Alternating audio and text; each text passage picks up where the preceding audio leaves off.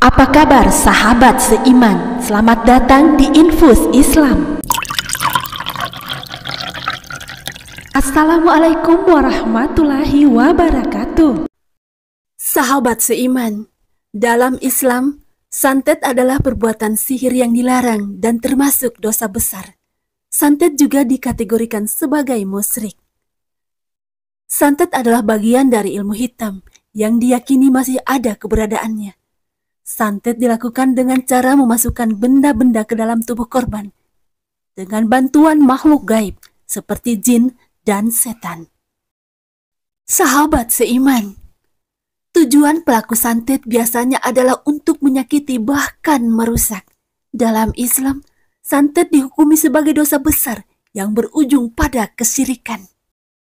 Konon sejumlah benda dapat digunakan untuk menyebarkan energi negatif yang menyebabkan rezeki seret, suasana rumah tidak harmonis, dan berbagai kesulitan hidup. Menurut berbagai pengalaman dan kepercayaan yang beredar di masyarakat, ada 5 benda yang sering dijadikan sebagai media santet atau tumbal untuk mencelakai pemilik rumah dan menyebabkan rezeki seret. Apa sajakah benda-benda yang dapat dijadikan sebagai media santet? Sahabat seiman, sebelum video ini semakin berlanjut, sempatkanlah menuliskan sholawat kepada Rasulullah Sallallahu Alaihi Wasallam di kolom komentar agar menjadi amal yang bernilai pahala.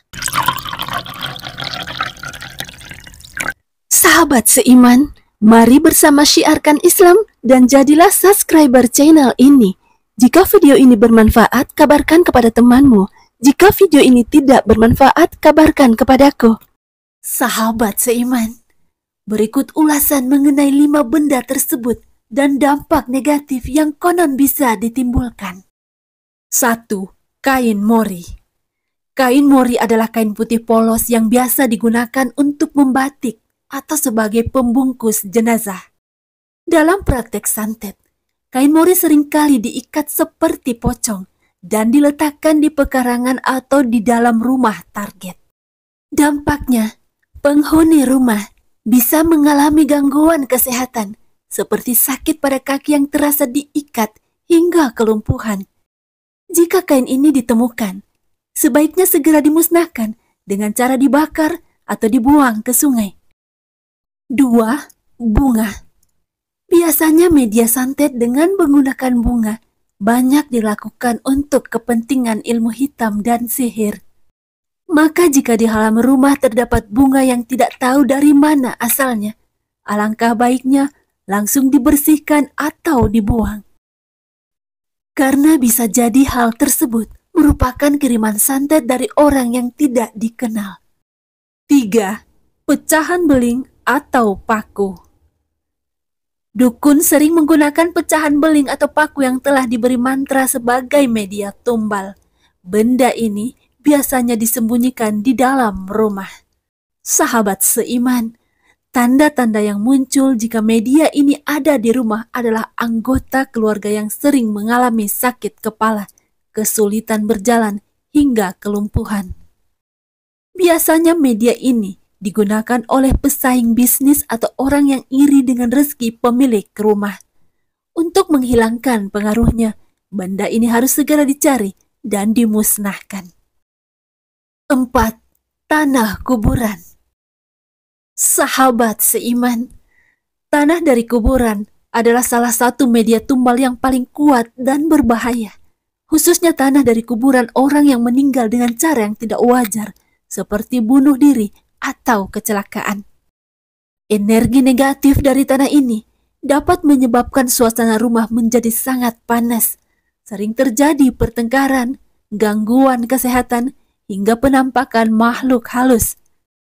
Jika tanah kuburan ini ditemukan di rumah, sebaiknya segera dibuang untuk mencegah efek buruk yang lebih parah. 5. Rambut yang diikat. Sahabat seiman, rambut yang diikat dengan benang dan diletakkan di dalam rumah dipercaya menjadi media santet yang bisa menyebabkan sakit kepala tak beralasan. Sakit kepala ini biasanya menyerang pada waktu tertentu, terutama saat matahari terbenam hingga tengah malam. Jika menemukan rambut yang diikat di dalam rumah, segera musnahkan dengan membakarnya atau membuangnya ke sungai atau ke laut. Sahabat seiman, menurut Islam, ada beberapa cara untuk melindungi diri dari santet, yaitu membaca Al-Quran, membaca doa, membaca ta'awuz, beribadah kepada Allah Subhanahu wa Ta'ala, menjauhi perbuatan syirik. Wallahu a'lam bishawab. Hanya Allah yang mengetahui kebenaran sesungguhnya.